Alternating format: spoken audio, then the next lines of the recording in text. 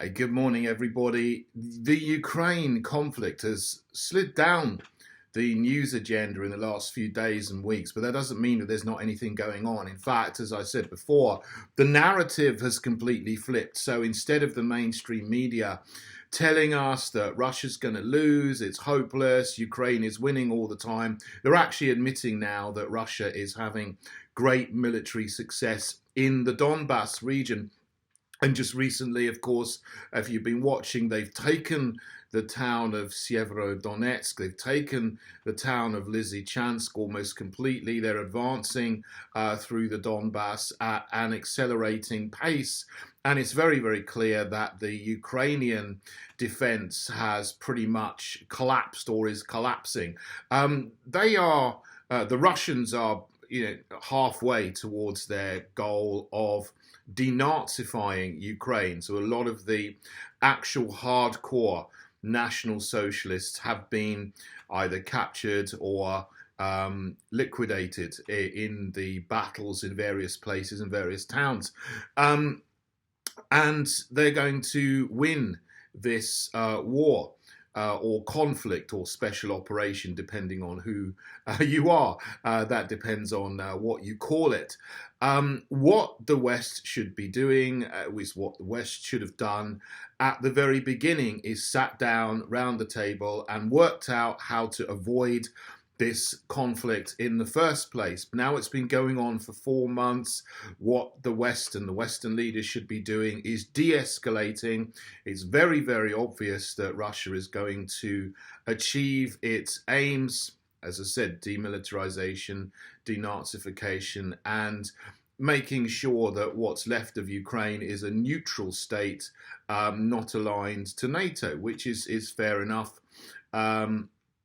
Considering that for 8 years, NATO has been training Ukrainian soldiers, arming National Socialists, and they have been shelling ethnic Russians in the Donbas area, killing at least 14,000 over 8 years. That has direct Western involvement, and the Western mainstream media is shamefully silent on that atrocity. If that hadn't happened, this wouldn't be happening now. But instead of de-escalating, we have some utterly insane pronouncements coming out of various people and various actions in the West. So outside of Ukraine, of course, you've probably seen in Lithuania, there is a corridor that the Russians use. There's a 30-year agreement that Lithuania lets Russia transport goods to and from the Kaliningrad enclave, which is part of Russia. It was part of Germany before the Second World War, but it's now part of Russia. And Lithuania has said, no, we're not going to allow heavy goods to go through our territory. Essentially creating a blockade of the Kaliningrad enclave. This was, as they said, to adhere to EU sanctions, but the rest of the EU is now trying to find a way out of this, to back down, because they realise this is going to be a big problem which could blow up into World War III if they don't solve it. But Lithuania is still saying, well, no, we're going to keep on with the blockade, even though Germany and France and Spain and Italy, the bigger countries in the EU, can see what's going on. Lithuania is the tail that is now wagging the EU dog and keeping this blockade going of Kaliningrad. So this is a very dangerous situation, because this is something that you can avoid easily and don't want to blow up into a bigger conflagration. Germany in particular is realizing that the sanctions they put on Russia are completely backfiring. Russia has reduced supplies of gas to Germany by half through the Nord Stream 1 pipeline, and that's a signal that they could cut off the gas completely to Germany. So that isn't really affecting Germany too much at the moment, because it's summertime. They're still getting the gas to power homes and industry. They're just not getting the gas to store up in their gas storage facilities in the summer, so that they can have spare gas in the winter. But if Russia decides to cut the gas off to Germany in September or October, then they are, to put it finely, stuffed. And why shouldn't they? Because Germany, the EU, the UK, US, Canada have all imposed sanctions on Russia, and so Russia can't use its bank accounts in the West. So they insist that the Western countries and companies pay in rubles in an account in Moscow, and if Western countries say, well, we're not going to do that, then they can't expect delivery of gas if they're not going to pay. I mean, that's just basic business 101. The other things which are very concerning come from my own country, the UK. I mean, we have this crazy Foreign Secretary, Liz Truss, who at the beginning of the conflict said she wants to cripple the Russian economy. She let it slip on a TV show that she supported mercenaries going to fight in Ukraine, which no foreign secretary or person in any government should do. Nobody should be encouraging or green lighting in any way mercenaries to go and fight in a foreign territory when we're not at war with Russia. But you would think we are from the rhetoric that is coming out of the Johnson regime. Now, they are completely detached from most of the people in the country who see through the continual lies that they tell.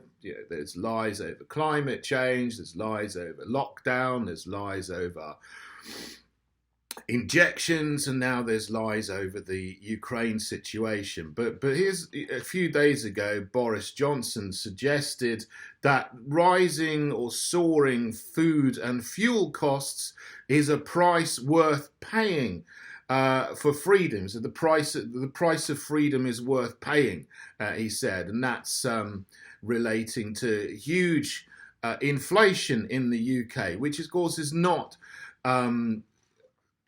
primarily to do with the conflict in Ukraine. It's primarily caused by their ridiculous net zero policies on energy and the massive quantitative easing that took place over the last 2 years of the lockdown years and so on. That's why there's massive inflation in energy prices and food prices. But of course, that's exacerbated by them trying to continue a war of attrition in Ukraine and keeping on sending weapons to National Socialists to keep this going. And of course, the CEOs and shareholders of arms manufacturers in the military industrial complex are going to be very, very happy because they're getting loads and loads of taxpayers' money, which they shouldn't be getting. The taxpayers' money should be spent on taxpayers' needs, not the needs of the government's in-crowd, whoever they are. Then there's a new army chief, only came into post 2 weeks ago on the 14th of June, and he's made his first speech, and his first speech is quite psychopathic, to be honest. I hope it's just because it's his first speech and he's trying to make an impression and he doesn't really mean what he's saying. He's just trying to big up his chest, if you like, and show he's the big man, but he's not actually going to do what he says. But he's talking about the West and NATO need to be prepared to wage war on Russia. Again, stoking up the tensions when we should be de-escalating and defusing the situation, because this is not going to be something where we're just going to have, a battle with people shelling each other and shooting each other. This will be a war fought with nuclear weapons, and we simply cannot allow that to happen.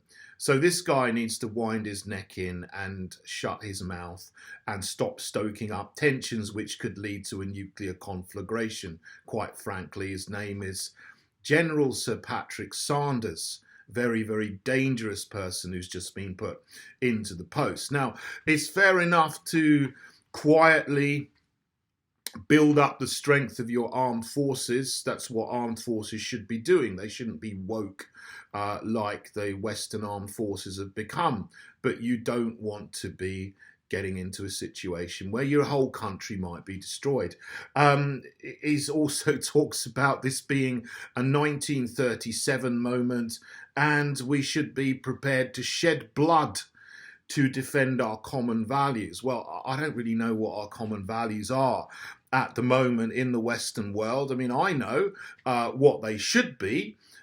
We should be standing for our fundamental freedoms and family values and national sovereignty. But over the last couple of years, we've had governments in the West which have been utterly tyrannical, far more tyrannical towards their own citizens than you're even getting with Putin in Russia. So to claim that they stand for freedom anymore and democracy when they've driven a coach and horses through democracy and our fundamental freedoms and civil liberties over the last 2 years is really worse than a bad joke.